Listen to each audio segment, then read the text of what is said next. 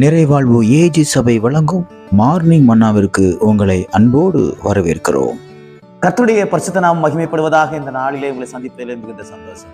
எனக்கு அன்பான தேவ பிள்ளைகளே, நிறைய காரியங்களை கர்த்தர் கூட பேசி அது இன்னும் நிறைவேறாம காலம் தாமதிச்சு போயிருக்கிறதுனால ரொம்ப வேதனையோடு கூட இருக்கீங்களா?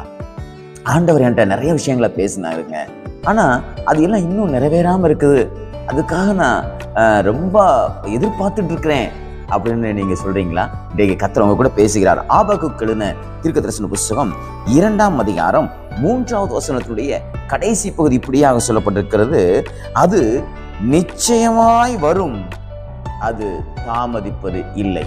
எது? தேவன் உங்களுக்கு எழுதி கொடுத்த, சொல்லி கொடுத்த என்னென்ன காரியங்களை கர்த்தர் உங்க கூட பேசினாரோ அந்த காரியம் நிச்சயமாய் வரும் என்பதில் எந்த சந்தேகமும் இல்லை. அது தாமதிப்பதில்லை. இன்னைக்கு அநேக காரியங்களை கர்த்தர் உங்களுக்கு செய்வார் பாருங்க. என்னென்ன வாக்கு பண்ணினாரோ அந்த வார்த்தைகளை தேவன் இந்த நாளிலே நிறைவேற்ற அவர் உண்மை உள்ளவராக இருக்கிறார். நிறைய நேரம் நம்ம வாக்கு மாறுவோம், நம்ம சொல்லிட்டு நம்ம செய்யாம இருப்போம். ஆனா கர்த்தர் சொன்னதை அவர் செய்யும் வரைக்கும் உங்களை கைவிட மாட்டார். என்ன காரியத்துக்காக காத்திருக்கீங்க? ரொம்ப நாள் எதிர்பார்த்து கொண்டிருக்கீங்க, இது நடக்குமா அது நடக்குமான்னு சொல்லி ரொம்ப ஒரு ஆசையோடு எதிர்பார்த்து கொண்டிருக்கீங்கல்ல, கர்த்தர் உங்க கூட பேசுகிறாரு. நான் அதை நிச்சயமாய் உனக்கு நிறைவேற்றி கொடுப்பேன் என்று. அது இனி தாமதிப்பதில்லை.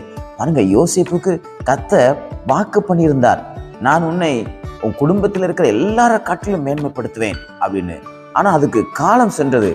யோசேப்பு சோர்ந்து போகல. பல அனுபவங்களுக்குள்ளாக யோசேப்பு போக வேண்டிய ஒரு சூழ்நிலை வந்துச்சு.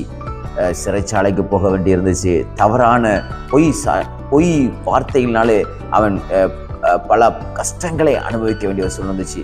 சொந்த சகோதரனாலே பகைக்கப்பட்டுருச்சு. ஆனா தேவன் அவனுக்குன்னு சொன்ன வார்த்தைகள் நிறைவேறாம போகல.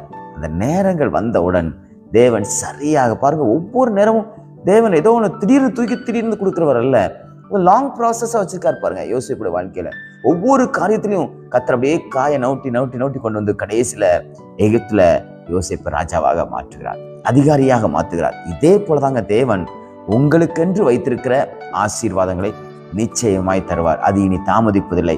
என்ன காரியங்களுக்காக நீங்க காத்திருக்கீங்களோ அந்த காரியம் நிச்சயமாக நிறைவேறும்.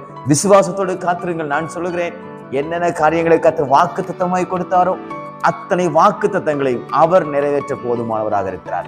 நீங்க தாமதிப்பது இல்லை என்று விசுவாசிப்பீங்கன்னா அது தாமதிக்காது. நிச்சயமாய் கிடைக்கும் என்று நீங்க விசுவாசிப்பீங்கன்னா நிச்சயமாய் கிடைக்கும். இந்த நாள் கர்த்தரிடத்திலிருந்து அநேக அற்புதங்களை பெற்றுக்கொள்கிற நாளாய், உங்களுடைய வாக்கு தத்தங்களை நிறைவேற்றுகிற நாளாய் தேவன் உங்களுக்கு